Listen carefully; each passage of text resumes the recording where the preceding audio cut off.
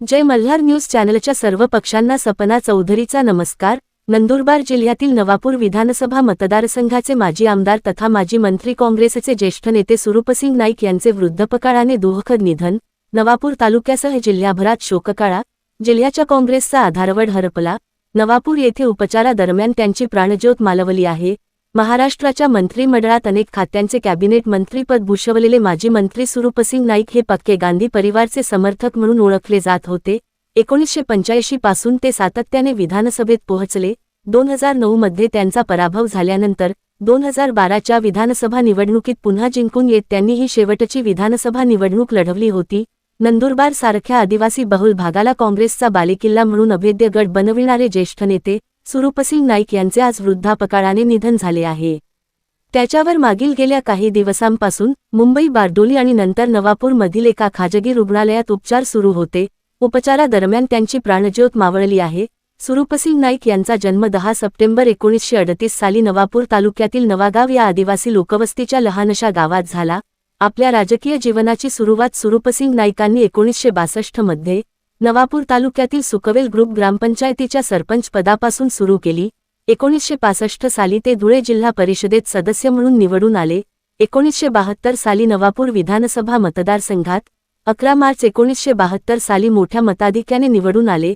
आणीबाणीच्या काळात त्यांच्या कार्याचा गौरव म्हणून मार्च 1977 साली प्रथमच नंदुरबार लोकसभा मतदारसंघातून काँग्रेस पक्षाचे तिकीट मिळाले। मात्र आणीबाणीनंतर 1980 साली त्यांचा मोठ्या मताधिक्याने विजय झाला आणि ते लोकसभेत पोहोचले। मात्र इंदिरा गांधींनी त्यांच्यातील प्रतिभा ओळखून त्यांना खासदार असताना सप्टेंबर 25 रोजी 1980 रोजी महाराष्ट्र शासनाचे कॅबिनेट मंत्री म्हणून काम करण्याची संधी दिली। प्रथमच मंत्री झाल्यावर त्यांना समाज कल्याण व आदिवासी विकास खाते देण्यात आले। तेव्हापासून 2009 पर्यंत सातत्याने ते नवापूर मतदारसंघातून विधानसभेत पोहोचले। या कालावधीत आदिवासी विकास, समाज कल्याण, सार्वजनिक बांधकाम, परिवहन, राज्य उत्पादन शुल्क, वन व बंदरे अशा अनेक महत्त्वपूर्ण खात्यांचे मंत्रिपद त्यांनी भूषवले। 2009 मध्ये विजयकुमार गावित यांचे बंधू शरद गावितांनी त्यांचा पहिल्यांदा पराभव केला। मात्र पराभवाने न खचता न थकता त्यांनी जिद्दीने लढा देत 2014 मध्ये शरद गावितांनाच पराभूत करत ते पुन्हा विधानसभेत पोहोचले। मात्र वाढत वय लक्षात घेता पुढे 2019 आणि 2024 मध्ये त्यांचे चिरंजीव शिरीष नाईक काँग्रेसच्या माध्यमातून या मतदारसंघाचे प्रतिनिधित्व करत आहे। आपल्यातील शैक्षणिक दृष्टी जोपासत त्यांनी आपले जुने सहकारी दिवंगत माणिकराव गावित यांच्यासोबत आदिवासी सेवा सहाय्यक व शिक्षण प्रसारक संस्थेच्या माध्यमातून नवापूर तालुक्यात मोठ्या शिक्षण संस्थेचे जाळे विणले।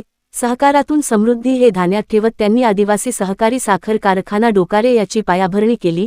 आज धुळे आणि नंदुरबार जिल्ह्यातल्या अनेक योजना आणि विकास कामांमध्ये त्यांचा महत्त्वाचा आणि मोलाचा वाटा आहे।